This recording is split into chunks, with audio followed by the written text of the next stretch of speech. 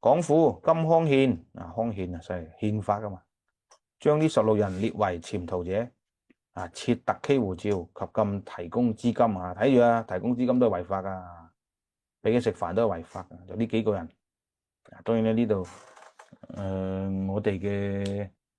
同事咧就打咗格仔啦，其實唔使打格仔嘅，新聞都出咗嚟啊。呢個政府總部頒布嘅。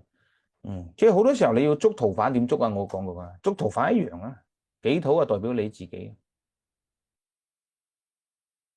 逃犯就月光落宮，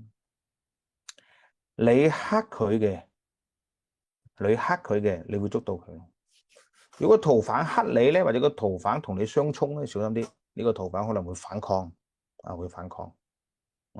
會同你鬥，會反抗。咁如果你生呢個逃犯咧，即係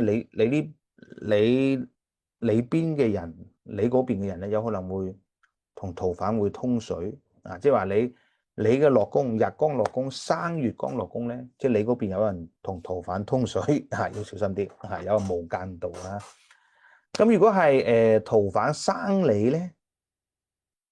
逃犯生你咧，咁呢個逃犯有可能會自首嘅有可能都會自首嘅，所以咁去睇咁去睇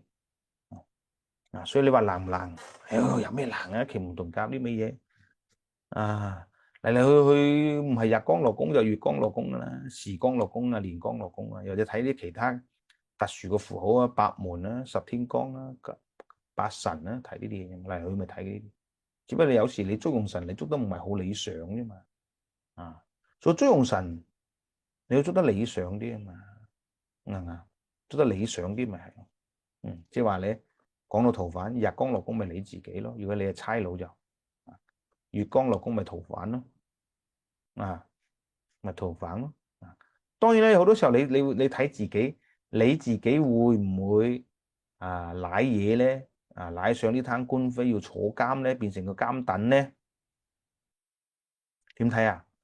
比如話日光落宮代表你自己落喺呢度，你有冇俾白虎沖克如果日光落宮有4害，然後咧白虎落宮又帶4害嚟沖克你，代表咩意思？呢鋪你舐嘢舐大嘢極有可能要入獄，go into the jail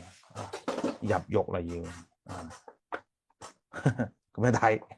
有咩唔可以睇嘅啫？